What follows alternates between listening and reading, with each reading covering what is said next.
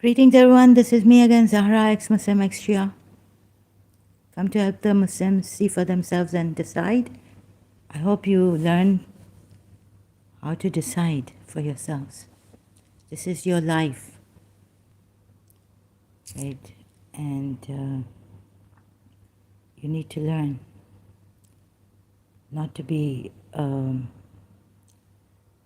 controlled by these false religions and fear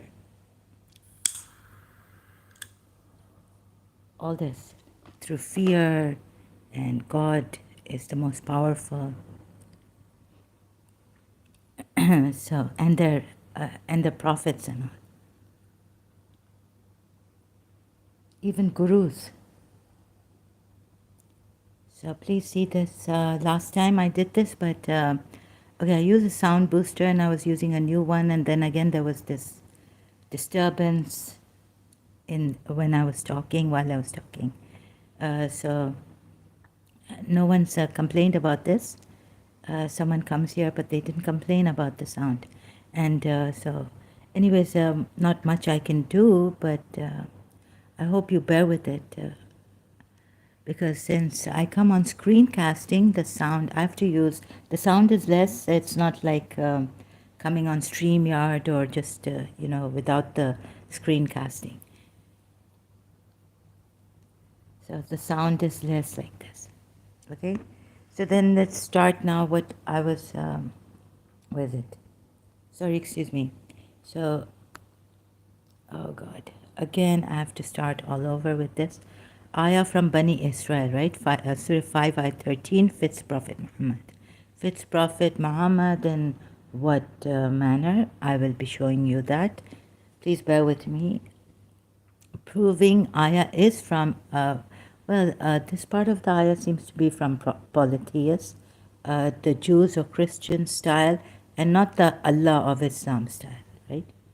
Because there are other ayats which say like they give such extreme punishments and all they contain for the disbelievers. Hypocrites will be in the lowest abyss, hell, things like that. Hope there's no disturbance now in this sound booster that I'm using. Oh, hope not. So let's. I'll be checking later on this. So my live streams are very long. I hope you bear with me, and you can go through, skim through it, try to see what maybe something you find. You don't have to listen to the whole thing, but I have to do the whole thing in detail so that nothing is left. For example, like the Shias, I was just wondering about Surah 66, Ayah 3, that he confided. Prophet Muhammad, for example, confided in a wife. So how can Prophet Muhammad confide in his wife who is despicable? I mean, annoying him. She's become a disbeliever. She's a hypocrite. All this. Those who annoy Prophet Muhammad are cursed by Allah in Surah Az-Zabiyat.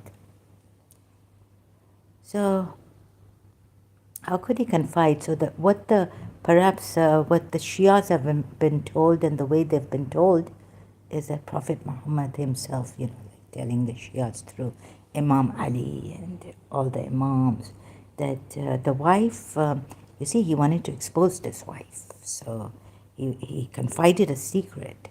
And then, of course, she's not going to keep it, right? Because she's despicable. Prophet Muhammad has told them that this wife, Hafsa or Aisha, is despicable, low life. untrustworthy and, all that, unreliable. So that's why he confided in a low life, right? To expose her, confided a secret. Look, she can't even keep a secret. So this is the pattern that the Shias would be used to, since it comes from this very clever, cunning man, Prophet Muhammad. I don't mean to hurt your feelings, but my feelings have been hurt because, betrayal is betrayal. And this kind of betrayal in religion and spirituality, you see that maybe God won't even talk to you and God's not talking to you. And you think that, oh, of course, God doesn't talk to anybody. But he's going to turn his face away from you people. So that's he's going to turn away from you people, Muslims. Also that, right? So firstly, yes, this ayah is about the Bani Israel, children of Israel, and it's better than Allah's ayats in Allah cursing and punishing severely those who sin. So wonder why this ayat came in the Quran? Because he's been stealing ayats and all this. Maybe the Jews, the Polytheists, Jews and Christians, were together deciding about him, like, what shall we do? He's changing our scriptures. He's putting wrong things against polytheists. Also, you can see, even when we're giving water, he's saying, he's using Allah to say that it's not equal. You maintain giving water and maintaining Masjid al-Haram, but especially stress on giving water to the pilgrims. And so that must be, they must have Masjid al-Haram as sacred, or something they considered sacred, like their idols and all. They weren't demons for them. They were demigods, angels, like angelic elements they had, perhaps. So, they must have decided that this Prophet Muhammad, he's a false prophet, he's changing the meaning of the words and messed up everything. So that's why this ayat came. And he's stolen it and he put it, I think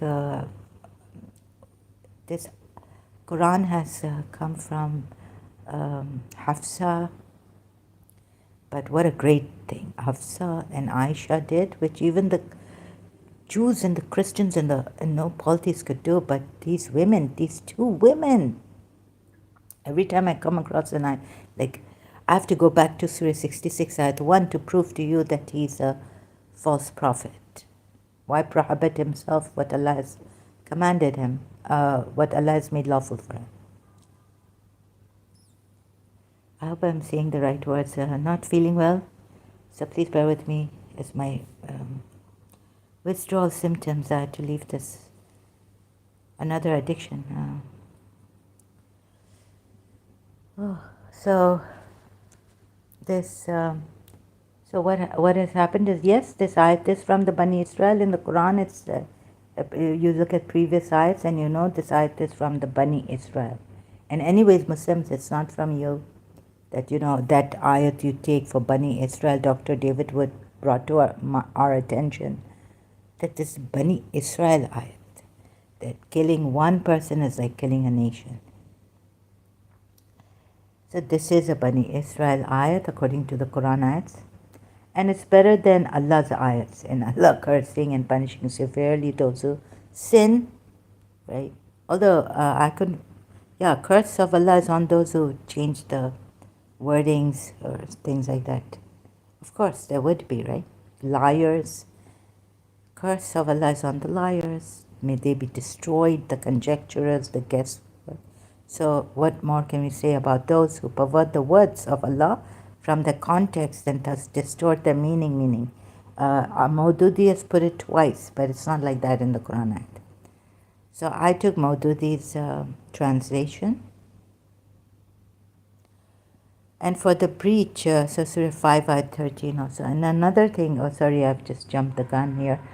So secondly, polytheists, Jews and Christians got together, pardoned Prophet Muhammad and his progeny later on, who would be keeping with this distorted and stolen things, scriptures, and even their inspirations coming to them during that time. Maybe Polytheists had inspirations coming to them. Chiefs of awliyas of Polytheists. So you see, it doesn't go with the Quran ayats, the other Quran ayats. There's a contradiction. The last part, pardon them, do good anyways. Love your enemies, like Jesus Christ said. And I don't know about the Jews, whether they killed false prophets or what. Or I know that they killed idol worshippers, and then Jezebel gave it to them, killing them. One of the polytheists woman had at that time. In the Old Testament, it's written. I'm just having fresh tea now. Thanks to YouTube for ranting my problems out. Before this, it helped. Social media, live streams. And now we have, so pardoned these polytheists, Jews and Christians, pardoned Prophet Muhammad and the progeny of Prophet Muhammad and his followers for distorting their holy books and their inspirations and stealing their inspirations coming to them while he was there. And I'm continuously learning his acts of treachery and showing on YouTube live streams. Thirdly, this ayah describes Prophet Muhammad, right? So Surah 5, ayah 30, thanks to the two wives of Prophet Muhammad. So we go to Surah, then we'll go to Surah 66, where we are told he prohibited what Allah had made lawful for him. So that's a breach of a covenant. I showed that. So Surah 5, ayah 13 states, then for the breach of the covenant, we cast them away from our mercy and cause their hearts to harden. They pervert the words from the context, meaning, I think Maududi should have put this in brackets, and thus distort the meaning, right? That's one of the meanings. And close bracket, they have forgotten a good portion of the teaching they were imparted. So I'm going to show you Prophet Muhammad, how he comes in forgetting also the teaching. And regarding all except a few of them, you continue to learn that they committed acts of treachery. So it's not about Muslims. You continue to learn that the polytheist Jews had committed acts of treachery against you at that time. But I continue later on even against your Prophet Muhammad. Pardon them then. Now how can you even pardon, ask yourselves? It's for Allah to pardon, right? Because it's His words they pervert. What has come down as inspiration, it's Allah's words. Pardon them then and overlook their deeds. Surely Allah loves those who do good deeds. Of course. Oh, very good. Allah is saying pardon. Even though they're changing, distorting my words, you still pardon them. Do good anyways. I think this comes from the polytheists mostly. Christians, you would say, I mean, this ayat is not in the Bible, or it is, I haven't checked, but that I think it's coming from the polytheists.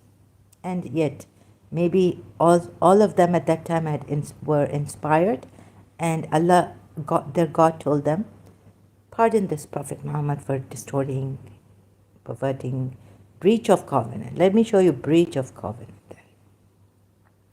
Did Prophet Muhammad forget you? Oh, okay. Why did I start with forgetting this part?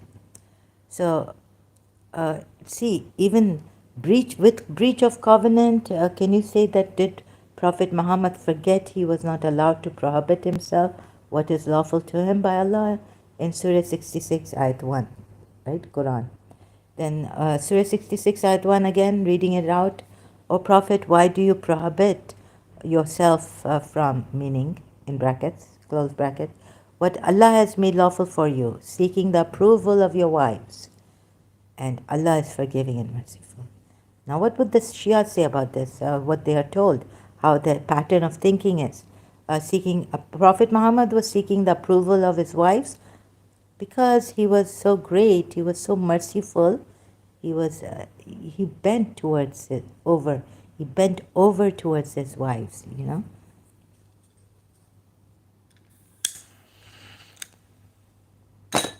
That's what the Shias' pattern of thinking will be. However, the Shias know that they were unforgivable. They would be fired. They will be going to hell or something like that. The wives. Did Prophet Muhammad forget this too? And the believers not allowed to do this? Surah 5 ayat 87. So simultaneously with the breach of covenant, which I'm showing you here, in Surah 66 ayat 1, but you can't see it. No Muslim can see this. And so I have to explain how it was a breach of covenant by the Prophet. The Prophets have a covenant, although it's not said in this way, in Surah 21, ayat 27 with Allah. They can, the messengers, and Prophet Muhammad was a messenger of Allah too. So the previous messengers about them were told, or the messengers, they cannot precede him, meaning Allah in word, and they act by his, Allah's command, right? So moreover, messengers of Allah not allowed to speak before Allah speaks and not according to, and act according to Allah's commands, right? So this is a covenant with the messengers Allah has had.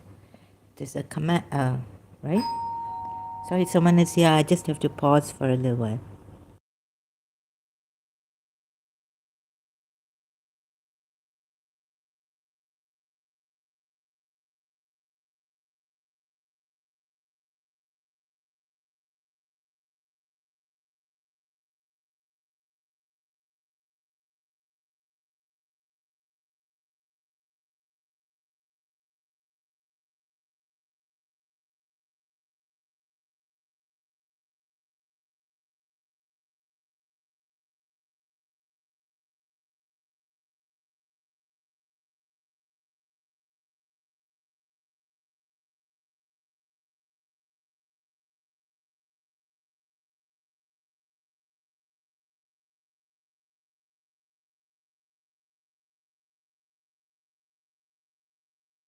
Okay, I have to go now. Someone's here to fix something. I'll come back later. I have to end the stream. Sorry about this. Keep you waiting.